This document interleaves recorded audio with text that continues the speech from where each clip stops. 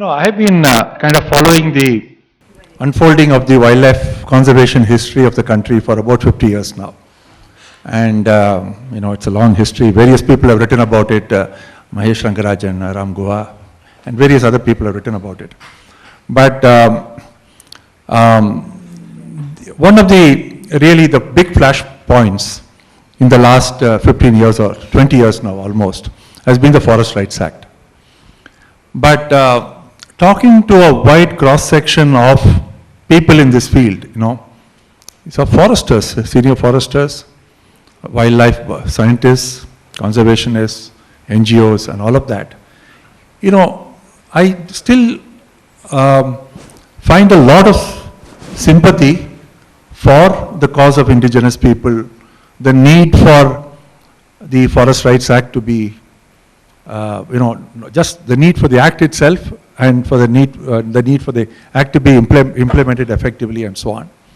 And yet, I find that it's still a very high level of inadequacy in the way the whole Forest Rights Act has actually played out over the years, since it was enacted in 2006 or so. And the support for the Forest Rights Act actually comes from a wide section of society, including very senior foresters. In fact, very recently, a forester from a northern Indian state has actually written a political ecology of one of the northern tiger, one of the early tiger reserves or whatever of the country, and a very enlightening kind of, a very positive kind of an approach to it. Why do you think, let me pose this question to Sharad first.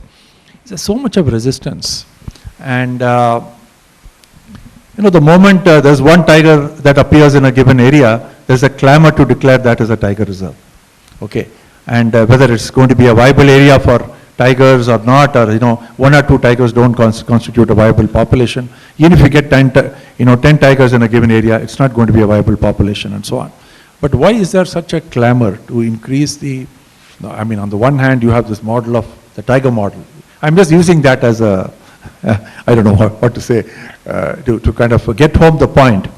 And on the other hand, so much of resistance to the implementation of the Forest Rights Act. Thanks, Kumar. I think one dimension of the resistance you have already clarified, which is the fortress conservation model. Nitin talked about it, that tigers and people or wildlife and people cannot coexist. People are dangerous to the forests and so on and so forth. So that's one side of the story. I think it's us urban conservationists that have been part of the problem.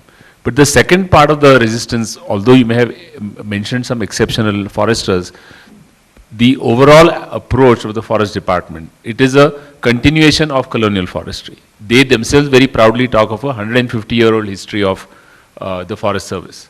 So they are tracing their lineage back to 1878. They don't trace their lineage back to 1947, although that was the Imperial Forest Service and we are now supposed to be the Indian Forest Service. But the whole coaching and socialization and functioning of the forest departments, as you know, they still talk about the Indian Forest Act of 1927, but even when they have given forest rights to communities in Indore, even when we look at the title, in the title it says subject to conditions of the 1927 Indian Forest Act, which is completely contrary to the spirit and letter of this act. So there is a huge sense of a fear that they will lose their estate. 24% of the country, or some 20%, let us say, is in the control of one department. And this is the biggest landlord in the country, as we are often happy to point out, that this is the biggest landlord in the country, brought up in the tradition of being the owner, manager, police, policy maker, funder, because they sit on the Campa committee to give money to themselves, right? The NPV money comes in the 60,000 crores that is sitting in the pot. They sit in the committees to allocate money to themselves. So they are the policy makers, the funders, the doers, the protectors, and that kind of monopoly on knowledge, they are the knowledge producers also. ICFRI is controlled by the Forest Service. So I feel that kind of monopoly is the source. But do you think that's really the majority, or the people who are actually sympathetic toward the Forest Rights Act and so on and so forth, their voices they're not speaking out sufficiently, and their voices are not being heard? Their voices are not being heard. They are afraid to speak out. But the vast majority is against it, because the vast majority is insecure about what it means. So I'm willing to say that given the distortions of the way the FRA has been understood, there is also a sense of what happens afterwards. right? And this, in a training program we held in Bastar, a forest ranger asked us this question, saying, नहीं हम समझ रहे हैं आप जो कह रहे हैं, लेकिन फिर हमारा क्या होगा? You know, what will happen to us? If you are saying communities will take over management of the forest, then am I going to lose my job? And that's, so the job, the perks, the second payment that comes, everything is at stake here. So, Siddappa, I am just wondering at the local level. I mean, you have been Sharad has been working across the national level. You probably mostly at the local level, right? BRT and maybe a few other places. What's been your experience in terms of the resistance to the Forest Rights Act? Firstly, like the trust is required. The truth is in between, right? So there's a community has to, the forest department has to listen to the community has to listen to them, and the certain things community can do it, and certain things the forest department can do it. They have to come together in the same platform. Say for example, there is some illegal things happen, the community under the Forest Rights Act will not have a power to punish them, and then the forest department plays a role. And those are the things need to be kind of worked out. So you primarily think it's a matter of trust? Yeah, matter of trust, and also that's under the Forest Rights Act, what I feel is that basically there was no deadline to implement the act. And secondly, there was no fund allocated to that. And thirdly, the lack of the knowledge to the implementers. And there are a lot of people, in the forest department, within forest department itself, they don't know completely about the act, actually. I would say that. Right. And also even the community. We had to do a lot of workshops to make that understand. Yeah. So that's also a thing, Yeah. Thanks, Siddappa. Nitin, actually going up, outside the forest department, the larger community, conservation biologists, scientists and so on. Again, there is a lot of resistance to the Forest Rights Act. What can you say about that? I'll break it up into two parts. One, I think the state resistance comes from a certain political economic role that specially protected areas, the political economic role that specially protected areas play, which is if it's only 5%, the reliance on conservation success in these islands is very important for the state to signal development outside. Okay, so in the name of conservation success, the state is saying we can do what we want outside. So it's working as a fix, a spatial fix for conservation, for development, particularly linear infrastructure, mining. That's an interesting diversion. So because you have to see in most of the statements that the state is making when it celebrates conservation success, say tigers, it's saying, oh, we can meet economic and conservation goals at the same time. Right? So these islands of conservation become extremely important for the state to get away with its developmental outcomes. So I think that for us is very important to see. So suddenly these enclosures become extremely important for the state. So all resistance to any form of devolution, whether it's a forest rights, whether it's NGOs doing their thing in these areas, lantana removal that Tash has talked about, all of the experiences we heard this morning meets a wall at the entrance to these reserves, because the state does not want to let go of its control, as Sharad said, because all of these lets the state do its thing outside. And I remember there was, I'll go to something else, but we'll just come back. Just a very short intervention. What are the next steps and where should we go from here? The Forest Rights Act is in the Supreme Court, as you know. There are challenges to it, and it's still not yet fully resolved. So what do you think are the next steps? We'll go this way now. Right. I think it has to, the resistance has to be. So one of the things, your second question I think is also important, which is for all of us around the room to see what the real threats are to conservation, not just in conservation reserves but outside, right? Which is development. Just as Chiranjeev Singh mentioned this morning, the model of development that we have, which is extreme capital intensive, accumulative for few people at the top, Adanis, Ambanis and so on. It's laying the landscape open for rapacious development. So the resistance can only come from Gram Sabhas. And 32,000 gram sabhas in forest areas across the country. Those are the units of resistance. So the Forest Rights Act gives them the sovereign once you power. get that out of the way, then there'll be no questions asked in terms of the path of development. Exactly, Right. exactly. So I think we need to empower gram sabhas through the Forest Rights Act. That's a very small step, Thank but you. it's a big step. Thank you, Nitin. Now, coming to Siddappa, see, you put up your presentation was very interesting because you actually showed that Forest Rights Act has benefited or been implemented in the case of 2,000 families, You put out lot of statistics and so on. So you think in BRT finally something is happening positively, you think, in spite of all the resistance and so on? Overall? The overall, there are, at least, we are able to implement the act, and then this is a great example for the entire India, because, as Nitin indicated, the tiger population has gone up, and the community live in the forest, and they also use the So you can resources. show that both you can have tigers increasing with the local communities being there, right? Without relocating them. Yes, without relocating them. And also there's a 3-1 high, the conservation rights, where the co-management comes into picture, where the community can be involved in the conservation. We had so many workshops with the community, they came up with the plans. Yeah, actually. see, BRLs is very special to me because I did my PhD work in the BRLs starting 44 years ago.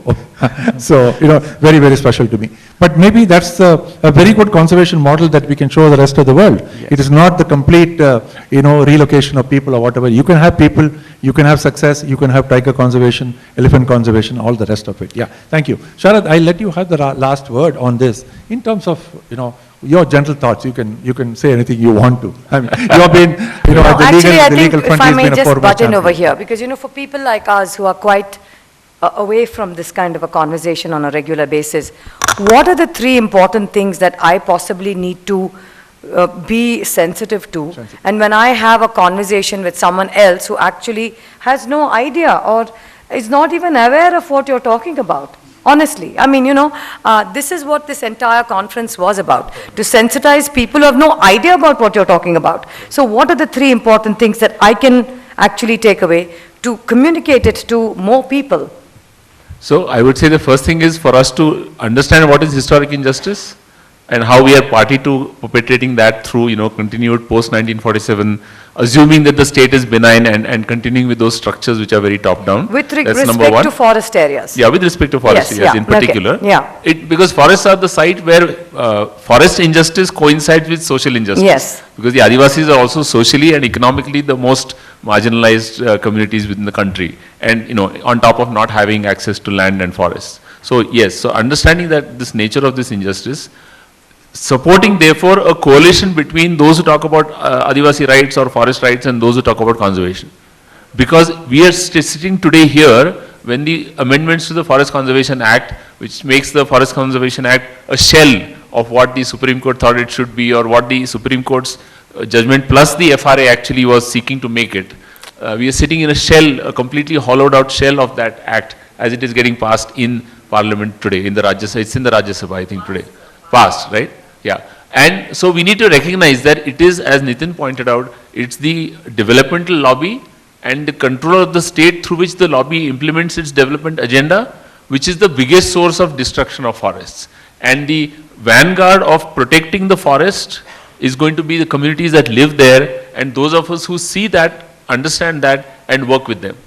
I think conservation and tribal rights have a huge overlap in in a common goal of conserving forests, as long as we see that it has to be just conservation, as in socially just conservation. So that's Thank you for saying that. I'll just say one thing and final, as I said, just one second. I've been following the cause of conservation over the past 50 years and been a practitioner, researcher, doing various kinds of things. I think it's time that, the conservation, the major conservation paradigm has been the protected area. Sanctuary or national park. And I think the days of that are virtually over because we are adding more and more sanctuaries, PS in the country, but most of them add very, very little area. By and large, they add very, very little area. And there are huge kind of challenges. So what I would say, and I'm not going to spell this out in great amount of detail, but our national circumstances, India with a country of 1.4, 1.5 billion people, all the other complex issues, diversity, cultures, indigenous people, advanced technologies and all of that, make it imperative that we move towards the landscape approach. This is what the Biosphere Reserve was all about. Unfortunately, it has not got any support.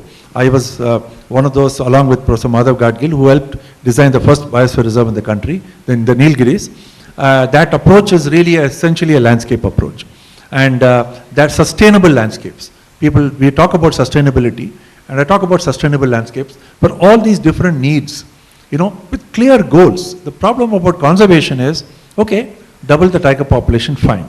But once you have doubled it, then somebody wants to double it further, or make it, triple it, and so on and so forth. Where do we go further? And the longer, the more our conservation aspirations are in terms of increasing the populations of certain wildlife species like elephants and tigers, the conflicts are going to go up exponentially. It's very, very important. It's not a linear function, it's an exponential function, geometric. I think what you brought about is the very clear thing about definition of what successful conservation measures are. Like you were talking about a new model of development, right, Uncle? So, Mr. Singh, so in that space, what is successful conservation efforts? Is it more tigers? Is it less, and what is it, as you said, the landscape model? So there are these kind of conversations that I honestly feel that more and more people most certainly need to engage in. Firstly, there will be dialogue, there will be debate, but the fact that there will be more people who know about it, I think should be the first step. And this is where we are coming in, to make it as a small first step, and with now going to continuously have these kind of conversations so that more people know and even understand this conversation that you all have had with us today. So I must end this because we have... One question. There's a question for the audience. Question, okay. One question. Yeah. So obviously there's lots of conflicting data that has been presented in for FRA and against FRA if you've been in the wildlife space for a while now. So a very simple question is, India's committed to 30% as per the CBD goals for 2030. We've said that for biodiversity, India will commit to 30% by 2030, which obviously is a fool's dream because we are very far from where that number is. If our numbers are just 5% of protected areas, and obviously we have lots of indigenous people who've been kept out of these areas and all of that, why is it that we have not seen any great forest successes or great forests or non-conflict areas or any species recoveries outside of the protected areas? Because I've seen the length and breadth of the country. Personally, I have not found any stories other than maybe a few with wolves, maybe once or twice. Leopards are supposed to coexist. I know I'm only naming the large mammals. There are plenty of other creatures, but outside of these, we do not see any success stories outside of the protected areas. They are. I mean, I wouldn't fully agree with you. Sure. I wouldn't fully agree with you. You take Satyamangalam Forest Division, okay? I did my PhD work in BRT and Satyamangalam. Satyamangalam Forest Division is outside the protected area in the 1980s, okay, and the 1990s, and up to 2005. It's a great success in terms of elephant and tiger, and that's why it became a tiger reserve, okay? So there have been such successes, if we may use the same term, that wildlife has increased also. If you think that increase in wildlife should be the goal of wildlife conservation, fair enough to a certain extent. So there have been a lot of examples in the country. And coming to the 30% part of it, I'll just be very brief, and Sharad may want to add to it. The 5%, it all depends on what your 30% definition is. See, the definition outside India, like Africa or North America, is everything should be PA. That should be 30%. Okay. Here in India, 5% is a PA, but then you have a very large, 15% is reserve forest, which is equally protected. So that should be added to the number. That straightaway becomes 20%. Then you have your biosphere reserves, you have got whole range of other kind of land use categories, ecologically sensitive zones, that actually increases us to maybe 25% or whatever. So there are other ways, when we can discuss it later outside. Yeah. Sharad, there's another question. Yeah, sure. Oh no, I just wanted to know that when there are indigenous communities like the tribals that are in Odisha, in the Niyamgiri region, and there is a huge conflict there for bauxite mining. What is the future when they have already diluted all the acts there's not much encouragement with civil debate or with civil society's It's participation? too complex for us to discuss it here, so. No, I'll just say that, as I said, the Forest Conservation Act combined with the Forest Rights Act together would really have given teeth to getting local consent and therefore a local voice into the decision making on our forests, along with the voice of the center and so on. Now the center has abrogated its responsibility. So we have to fight bottom up again once again, and I think the local communities are our allies. We have to work through that process. And just to respond to this idea about, I think you're absolutely right, we have to look at the 30% target in a very different way as a coexistence landscape. It is not an exclusive landscape, it's a coexistence landscape, and that is the only way in India that these landscapes can actually survive. Otherwise we create these islands, as Nitin rightly pointed out. See how the Forest Department is happy to approve mining, give NOCs under the FCA for mining, for dams, for everything, and only come down hard upon the Adivasis when it comes to the question of their survival. So I think we have to understand how we are thinking about development. Bauxite mining is development, and Adivasi cultivating land is not development. It's a very peculiar mindset from where we are coming at this whole development story. Anyway, thank you so much, and I'm sure we are definitely going to engage much more with you.